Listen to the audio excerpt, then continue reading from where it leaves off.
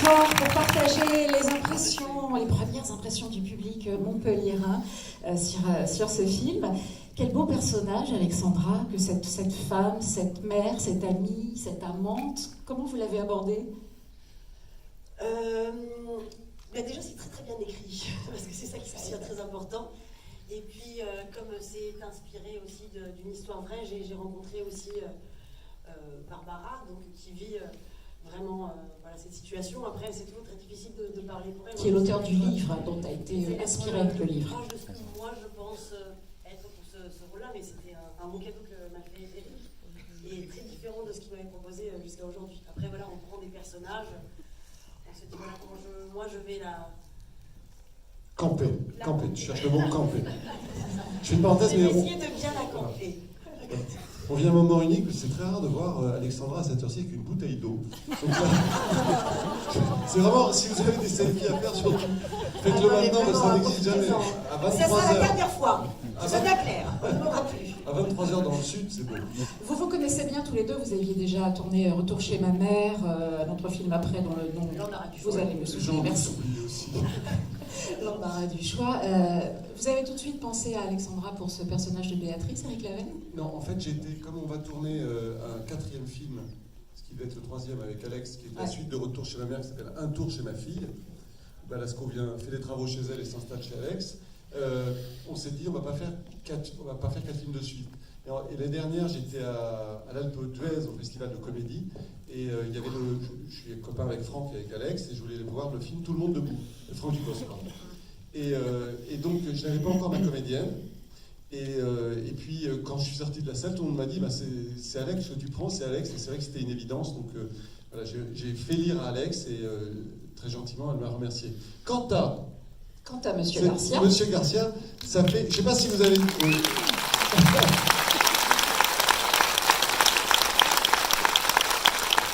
Quant à Monsieur Garcia, je lui ai proposé, je pense, une trentaine de films, donc j'ai des râteaux chez moi, c'est la rangée Garcia. Et là, incroyable, sur Chamboultou, il m'a dit oui. Alors pourquoi vous avez fini par dire oui, José? Un bon film. Oui, non, c'est parce que c'est ce que je disais à chaque fois à Eric. En fait, ce que j'aime, c'est toujours les challenges. Et j'aime bien faire des choses différentes à chaque fois. Donc, les 2-3 premières fois, il m'a proposé des choses assez costauds, mais je lui ai dit, écoute, celui-là, j'ai l'impression que je sais le jouer, donc ça m'intéresse pas. Moi, j'aime bien quand je sais pas le faire, et quand c'est assez casse-gueule, en fait, généralement. Alors, souvent, je me rate, et puis de temps en temps, je réussis le coup, voilà. Là, t'as réussi, José. Alors, on va vous faire passer le micro dans la salle, parce que, bon, moi, je pose des questions, mais c'est bien que vous en ayez aussi, et je pense que vous êtes nombreux à avoir envie d'intervenir. La salle est grande, donc essayez de vous manifester, de lever le bras, qu'on vous voit. On enverra un micro là-bas en haut. Ben voilà, on va démarrer. Bonsoir, donc très bon film. J'ai 2 questions. Pour José, c'est très rapide. Est-ce que tu as grossi pendant le film? C'est une amie. Alors, pourquoi? Je sais pas comment la prendre vraiment, parce que là, vraiment, parce que je mange beaucoup dans le film, c'est pour ça. Donc, du coup, oui, mais ma femme, en fait, fait très attention à moi. Elle fait attention à ce que je mange bio. Et en fait, la vraie personne dont est inspirée cette histoire, parce que c'est une histoire vraie, fait très très attention à son mari, justement pour qu'il soit tiré toujours à 4 épingles, qu'il fasse toujours attention à lui et qu'il ne se laisse pas aller. Et ça, c'est quelque chose de vital dans ce personnage. Donc voilà, non, il l'a changé, j'ai recraché pas mal. C'est rare. D'habitude, dans d'autres films, je peux vous dire que je m'en donne à cœur joueur. Okay. Il y en a un surtout où j'ai mangé beaucoup de boulettes. Je fais une petite parenthèse. Il y a une séquence où, vous voyez Jean-François Quéré, le radin, on va dire, Loïc. On est en train de tourner la scène de l'apéritif où Mickaël essaye d'être le plus discret possible. Donc c'est une scène d'apéritif. Et il y a 2 caméras, mais il se trouve que j'en utilise qu'une. Et il y a une caméra qui est posée. Et donc, on tourne la séquence, machin, on fait une dizaine de prises, et je vois arriver Jean-François Quéré, avec du tarama un peu partout. Il fait, putain, moi, c'est la dernière fois. En fait, pendant 10 prises, il pensait qu'il était filmé parce qu'il y avait une caméra posée, mais il n'y avait pas de cadreur derrière. Et donc, il se faisait des énormes tartines de tarama qu'il mangeait pendant les 10 prises. Oui, c'est sympa. Et Alexandra, j'ai vu Tout le monde debout, et je voulais savoir juste pour vous si c'est... Enfin, on peut pas dire facile, mais si c'est plus difficile de jouer avec le handicap ou la personne qui, entre guillemets, subit le handicap de son conjoint. Ben en fait, j'allais dire, justement, ce que je disais à Eric, c'est-à-dire que ce film presque arrive à un moment donné où j'avais fait aussi un film qui s'appelait De toutes nos forces avec Jacques Gamblin, où mon fils était vraiment en situation de handicap. Et donc il m'a aussi montré que finalement c'est nous qui sommes les plus mal à l'aise et les plus handicapés parce qu'on n'ose pas dire ça va. Donc il m'a vraiment aussi ouvert à tout ça. Le film de Tout le monde debout aussi, où effectivement j'ai rencontré beaucoup de personnes en situation de handicap. Et quand Eric est venu avec ce scénario, je me suis sentie plus... je me suis dit, voilà, je connaissais. Je me suis dit, donc j'apprenais un petit peu moins aussi. Je me sentais plus capable de le faire parce que pendant ces 2 films-là, j'ai rencontré beaucoup de personnes en situation de handicap. Donc je me dis, bon, je connais un peu plus. Ce qui était plus difficile pour moi, c'est comme c'est surtout de trouver les bons gestes.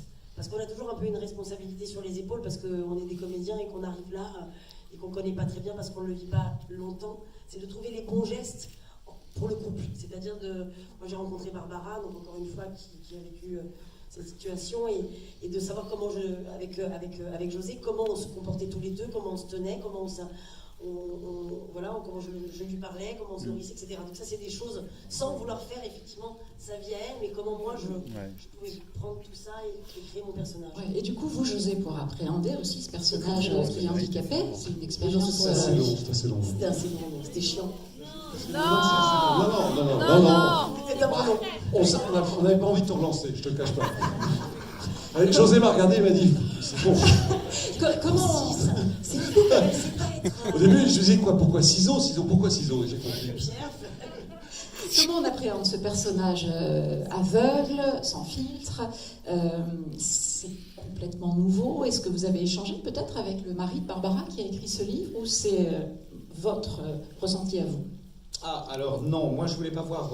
en fait, parce que tout le travail, c'était important, c'est que j'allais juste interpréter ce personnage, mais l'idée de ce personnage, en tout cas en parlant avec Barbara, c'était de faire en sorte qu'elle fait très attention à ce qu'en fait son mari soit partie intégrante de la famille.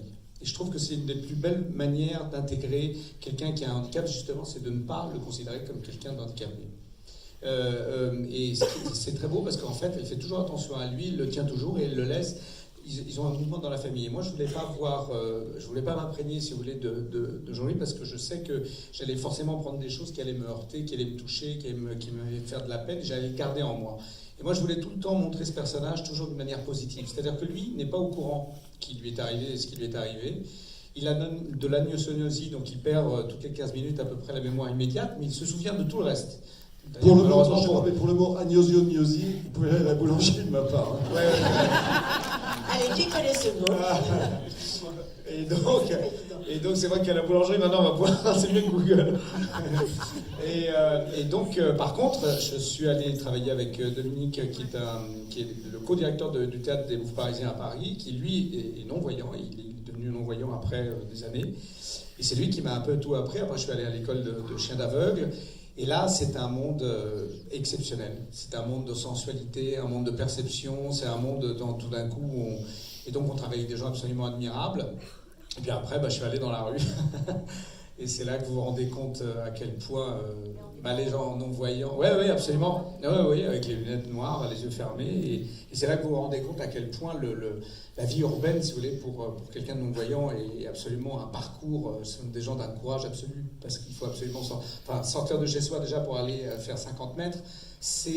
On vit dans un monde de bruit, il y a des vélos, il y a des trottinettes électriques, il y a plein de choses qui peuvent vous heurter, il y a des trous, il y a des motos garées, donc c'est une autre perception du monde et en même temps c'est une perception absolument extraordinaire parce que vous êtes axé que sur les sons, que sur la perception, les odeurs, tout vous paraît, la chaleur par exemple du soleil vous donne un sens dans lequel vous êtes dans la rue, c'est impressionnant et en même temps... C'est vraiment un monde, moi je le perçois comme un monde, c'est une nouvelle perspective en tout cas, et on perçoit aussi de manière complètement différente notre ville et notre habitacle en fait. Voilà. Alors, qui va intervenir? On désigne un volontaire sinon. Tout au bout, là-haut. Merci. C'est moche. Fais des petites foulées parce que tu... C'est ça. Petite foulée. Ah bien. Ah non, t'as accéléré sur 2 marches, c'est tout. Ah bien, il se reprend avec tous les impairs, tous les 7 pas. J'ai bien Bonsoir. Moi, je voulais savoir qu'est-ce qu'a pensé l'auteur du film, enfin, livre, qu'est-ce qu'elle a pensé du film? Voilà, donc Barbara, en fait, je lui ai montré la manière dont j'ai travaillé avec Barbara, parce qu'elle est co-scénariste, mais surtout, on s'est inspiré de sa vie et on a pris plein de petites phrases et des moments, je pense au moment, par exemple, du fraisier, quand José se réfugie dans les bras de Béatrice et lui dit, quand tout ça sera fini, on sera un week-end tous les deux. C'est des phrases que son mari dit de temps en temps. Donc, j'ai pris plein de petites choses comme ça. Donc, le film, ensuite, en salle de montage, je lui ai montré quand j'avais une version qui était satisfaisante. Elle est sortie, elle est restée aux toilettes pendant 20 minutes. Et puis elle est ressortie, elle était en larmes parce que, encore une fois, ça l'a touchée parce que même si c'est pas exactement son histoire, mais elle ne peut que se reconnaître dans l'archétype de deux personnages. Donc c'est extrêmement touchant. Ensuite, on a fait une projection à Paris où où Jean-Louis était là. Et Barbara et ses enfants. Alors pour Jean-Louis, je vais en y reparler à la sortie, mais c'est là où la vie est terrible, c'est qu'il ne se souvenait absolument plus de ce qu'il avait vu. Et pour les enfants, ça a été, d'abord ils ont été extrêmement rassurés parce que ils ont ressenti l'espoir. Moi, l'émotion, quand on est au cinéma, moi j'aime rire, j'aime être ému, et cette chanson de Michel Berger, elle me bouleverse et j'ai l'impression qu'elle a été écrite exactement pour ce rôle-là. Et Barbara et ses enfants l'ont perçu de la même façon. C'est-à-dire qu'il y a un moment, ils se sont laissés embarquer, ils ont oublié que c'était leur père, leur mère. Donc ça a été super. Maintenant, pour la fille de Barbara, puisqu'en fait Barbara et Jean-Louis n'ont pas 3 enfants, mais 5 enfants. C'est encore plus méritoire. Moi, je suis beaucoup moins courageux parce que je n'avais pas envie de tourner avec 5 enfants sur le plateau. Donc, et les enfants l'ont très bien pris.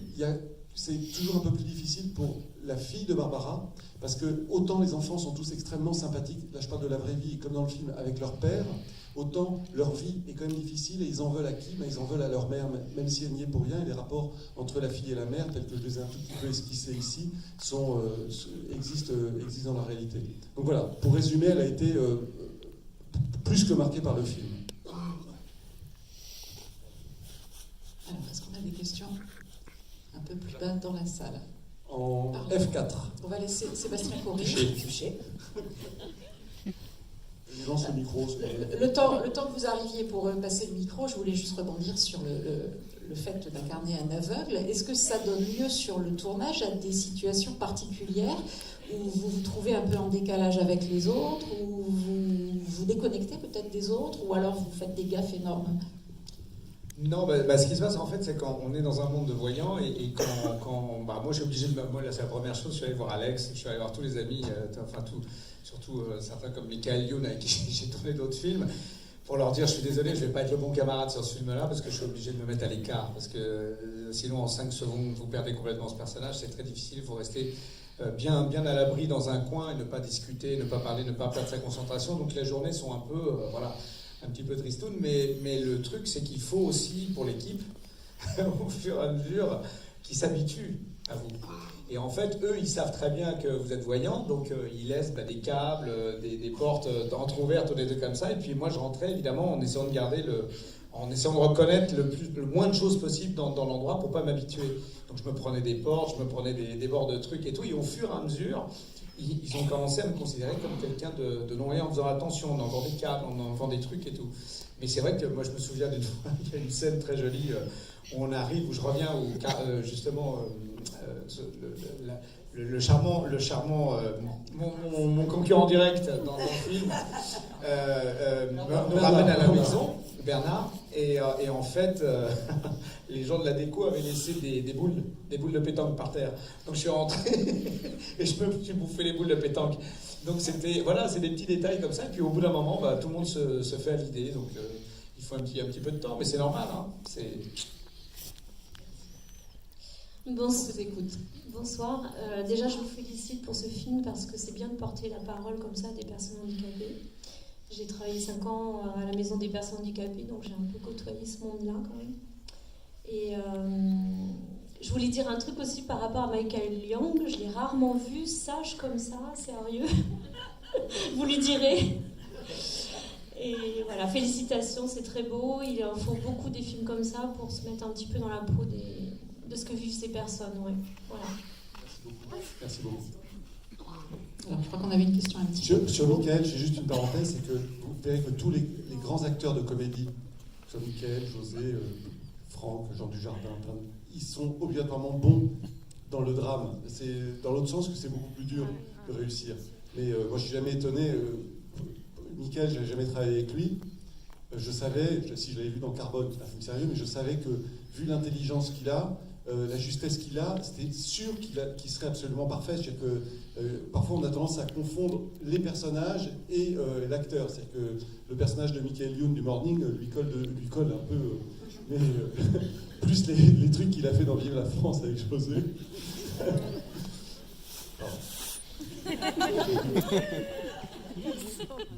Bonsoir tout le monde. Moi j'ai une question pour Alexandra et José. Comment ce film a changé votre vision du handicap, et s'il y avait des principales leçons pour le mieux vivre ensemble, ce seraient lesquelles? Super galant, de temps en temps il est super galant, José. Je suis super galant. Non, mais c'est ce que je disais, d'avoir fait de toutes nos forces, encore une fois. Voilà, moi, j'ai aucune personne autour de moi qui est en situation de handicap, donc c'est vrai que je ne connaissais absolument pas. Et ce film-là, comme c'était vraiment une personne en situation de handicap qui jouait mon fils, il m'a vraiment amené partout et je l'ai suivi beaucoup. Donc c'est vrai que j'étais plus. En fait, c'est lui qui m'a ouvert. C'est nous qui sommes complètement fermés, surtout. Et d'ailleurs, c'est lui qui n'arrêtait pas de me dire, mais c'est vous qui êtes complètement handicapés. Donc de ne pas oser nous dire ça va, de juste de pouvoir vivre normalement. Donc voilà, donc ça c'est vrai que et le film aussi de tout le monde, enfin tout le monde depuis le film du boss, c'est vrai que ça aussi ça m'a ouvert à ça. Après, dans ce film-là, la différence aussi qu'il y avait, c'est évidemment c'est ce qu'on appelle les aidants. Donc c'est aussi quelqu'un c'est une femme qui s'occupe de son mari, et je trouve ça tellement magnifique. Et en fait, quand j'ai rencontré Barbara, et pour avoir fait aussi des documentaires, c'est parfois difficile de rentrer dans des chambres stériles où il y a des enfants qui sont... voilà. Et je me dis, oh là là, comment on peut faire ça? Et en fait, ce que j'ai trouvé merveilleux, c'est qu'en fait, on a tout ça au fond de nous. C'est pour ça que j'aime pas trop quand on dit c'est une femme courage, mais vraiment, ce qui m'a rassurée sur la race humaine, c'est qu'en fait, au fond, on est tous capables de faire ça. C'est-à-dire voilà, elle a 5 enfants, elle va être forte, son mari, elle va tenir jusqu'au bout. Et quand on est de loin, on se dit, wow, est-ce que je serais capable? Et en fait, ce qui m'a rassurée, c'est que je me dis, ben oui, j'ai rencontré plein de gens, on est tous capables de ça. Et donc aussi je sais pas pourquoi je suis partie là-dessus, mais... Il y a José, parce que sur la vision du handicap... Non, c'était juste pour ça aussi. Ce qui était aussi difficile par rapport à ce que vous me demandiez pour appréhender le rôle, il y avait autre chose aussi, c'est aussi l'histoire d'amour qu'elle a aussi avec cet autre homme, qui est quand même très difficile de parler. Et c'est aussi une femme qui a besoin d'aller bien pour que tout le monde aille bien. Et que justement, ce film aussi, c'est sur le non-jugement. Et c'est-à-dire aussi quand elle fait ce livre et qu'elle se rend compte aussi que tous ses amis sont un peu jaloux, enfin sont un peu durs avec elle, alors que juste elle a écrit ça pour aussi faire accepter quelqu'un qui lui fait du bien dans la vie, parce que si elle va pas bien, personne ne va bien, et ses enfants. Et ça c'est un thème que je trouvais aussi très intéressant sur le non-jugement, et du coup qui concerne aussi tout le monde, comme personne en situation de handicap, ou justement cette femme-là qui a besoin aussi de ça, et le thème du film c'est aussi ça, le non-jugement, je trouve hyper long. Et sur le regard du handicap, parce que José, toi, il s'occupe d'une association. Oui, non, mais, enfin moi, la chance que j'ai eue, en fait, on a souvent la chance de pouvoir se mettre à la place des autres quand on est acteur. Moi, il y a très longtemps, avant, quand j'étais pas du tout connu et que j'ai commencé au théâtre, en fait, je suis parti à Lille pour jouer avec une compagnie de rue. Et je me suis retrouvé dans un endroit qui s'appelle l'Oiseau-Mouche, qui est un endroit où il n'y a que des personnes qui ont des handicaps et qui font du théâtre. Et en fait, quand je suis arrivé là, j'ai vraiment eu la trouille de ma vie, parce que tout d'un coup, je voyais que des gens qui avaient tous les matins, il y avait un type, pour vous dire, c'était à Roubaix, et dès que j'ouvrais la porte, il y avait un petit gars qui me regardait, qui disait « Fais chier !» et qui se barrait dans l'autre sens, tous les matins. Et je suis arrivé là-dedans, je me suis dit, je vais devenir complètement dingue, je vais avoir la trouille de ma vie, j'étais complètement tétanisé, inquiet. En plus, ils étaient en autarcie totale, c'est-à-dire qu'ils faisaient à manger, ils faisaient tout. Et j'avais peur du handicap. Et au bout d'un moment, il y a un type qui est venu me voir, un éducateur, il m'a dit, écoute José, on a l'impression que tu veux pas t'amuser avec eux, tu veux pas rire, tu veux pas déconner avec eux. Et je leur dis, écoute, non, je n'ose pas. Et il me dit, bah voilà, c'est ça le problème. En fait, c'est là que tu les considères pas comme toi. Il dit, à partir du moment où tu riras avec eux, tu commenceras à déconner comme avec n'importe qui et tu t'amuseras avec eux, bah là, tu vas changer.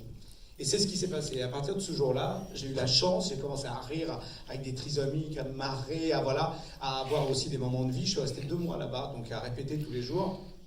Et à partir de là, j'ai plus eu peur du handicap, j'ai plus eu peur d'avoir le contact avec des gens qui étaient en phase terminale, avec des enfants, même avec tout, et j'ai eu la chance de faire les Toiles Enchantées. Et puis après, la vie m'a conduit à être parrain d'une association qui s'appelle Rêve de Gosse, où en fait on fait ce travail-là, c'est-à-dire que c'est une association de pilotes, et en fait on prend des enfants qui sont dans les écoles dites ordinaires, et on les emmène voir des enfants de tout, avec toutes les pathologies du monde, qui sont dans des centres, justement pour qu'ils n'aient pas peur du handicap, pour qu'ils puissent travailler ensemble sur des projets communs, comme ça, pendant une année. Et la finalité de ce truc-là, c'est qu'on les emmène voler après, et on les emmène avec des pathologies très lourdes, on leur offre un baptême de l'air. Donc c'est très impressionnant de voir des enfants qui ont vraiment une rigidité, si vous voulez, au sol, et de pouvoir les emmener en l'air, et ils sont comme ça en lévitation, et ça donne lieu à des choses absolument sublimes. Et donc depuis, si vous voulez, voilà, je trouve que c'est formidable. C'est-à-dire que le handicap, il faut vraiment toucher, il faut arriver, il faut rire, il faut s'amuser. Et je trouve que l'humour est la première chose. Et en fait, d'ailleurs, en règle générale, vous savez, la première chose qu'on veut nous enlever, c'est toujours l'humour. Parce qu'à partir de là, tout d'un coup, la crainte s'installe, on se retranche. Et en fait, c'est ça. C'est à partir du moment où on est capable de rire avec tout le monde et de ne pas avoir peur de ce handicap, il y a tout qui se passe. Le toucher, c'est très important. Et puis, considérer les choses et puis après se mettre à la place des autres. Voilà. Donc, c'est intéressant parce que, par exemple, chez les non-voyants, chez Dominique qui était dans le théâtre, à un moment, la lumière s'est coupée. Il m'a dit, maintenant, viens avec moi. C'est moi qui t'emmène. Donc, c'est ça qui est... Voilà. C'est une autre perception du monde, mais je crois que la plus belle richesse et la plus belle valeur, c'est ça. De toute façon, aller vers l'autre, c'est la première chose qu'il faut faire. C'est jamais rester sur le bord. C'est aussi la force de Léa de savoir utiliser cette humour, cette dérision. C'est aussi peut-être ce qui l'aide à avancer, de garder ce recul-là avec son mari. Je voulais juste, parce qu'on parlait du personnage de Bernard, c'est vrai que c'est quelque chose de particulièrement délicat, effectivement. Et de trouver l'acteur, parce que je parle aussi de Nuno Lopez, mais que